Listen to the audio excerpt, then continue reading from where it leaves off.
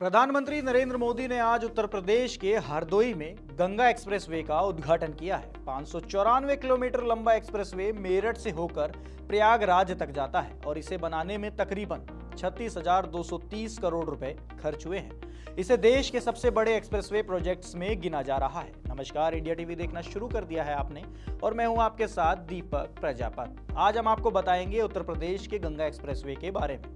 प्रधानमंत्री नरेंद्र मोदी ने हरदोई में गंगा एक्सप्रेसवे का उद्घाटन कर यूपी को बड़ी सौगात दी है। यह प्रोजेक्ट राज्य के कनेक्टिविटी और अर्थव्यवस्था के लिए काफी इंपॉर्टेंट माना जा रहा है। गंगा एक्सप्रेसवे मेरठ से प्रयागराज तक फैला हुआ है और बुलंदशहर, हापुड़, अमरोहा, संभल, बदायूं, शाहजहांपुर, हरदोई, उन्नाव, रायबरेली, प्रतापगढ़ सहित 12 जिलों से होकर गुजरता है। इसे 6 लेन के कॉरिडोर के तौर पर डिजाइन किया गया है, जिसे बाद में 8 लेन तक बढ़ाया जा सकता है और ये एक हाई स्पीड एक्सेस कंट्रोल रास्ते के तौर पर काम करेगा। एक्सप्रेसवे के सबसे बड़े फायदों में से एक है यात्रा के समय में भारी कटौती, यानी कि मेरठ और प्रयागराज के बीच की यात्रा, जिसमें अभी लगभग 10 से 12 घंटे लगते हैं, गंगा एक्सप्रेसवे बनने के बाद अब लगभग 6 घंटे में ये दूरी पूरी हो जाएगी।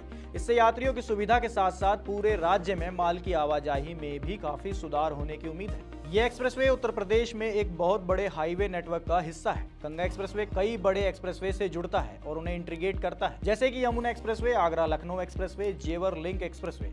ये आने वाले समय में नोएडा इंटरनेशनल एयरपोर्ट की ओर से जाने वाली कनेक्टिविटी को भी बेहतर बनाता है और हरिद्वार की ओर से प्रस्तावित विस्तारों को भी सपोर्ट करता है, जिसकी वजह से ये एक बड़े एक्सप्रेसवे नेटवर्क का इंपॉर्टेंट पार्ट बन जाता है, जिससे क्षेत्रीय और अंतर्राज्यीय कनेक्टिविटी को बढ़ावा मिलेगा। लेकिन गंगा एक्सप्रेसवे सिर्फ रफ्तार और समय की बचत के लिए ही नहीं, बल्कि यूपी सरकार ने इसे एक बड़े औद्योगिक और लॉजिस्टिक कॉरिडोर के तौर पर पेश किया है। इस रास्ते पर 6,500 एकड़ से ज्यादा जमीन पर 12 इंटीग्रेट मैन्युफैक्चरिंग और लॉजिस्टिक क्लस्टर डेवलप किए जा रहे हैं। लगभग 47,000 करोड़ के करीब 987 निवेश प्रस्ताव पहले ही मिल चुके हैं, जो औद्योगिक क्षेत्र की मजबूत दिलचस्पी को दिखाता है। इस प्रोजेक्ट की एक और अहम और रणनीतिक खासियत के बारे में बताते हैं।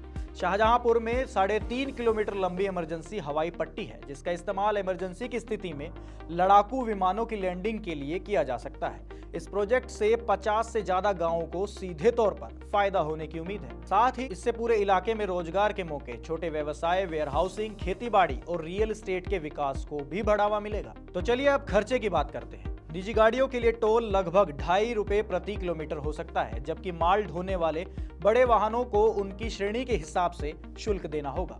कुल मिलाकर विशेषज्ञों का मानना है कि गंगा एक्सप्रेसवे राज्य के अलग अलग हिस्सों, पश्चिम, मध्य, पूर्व को आपस में बेहतरीन तरीके से जोड़ेगा।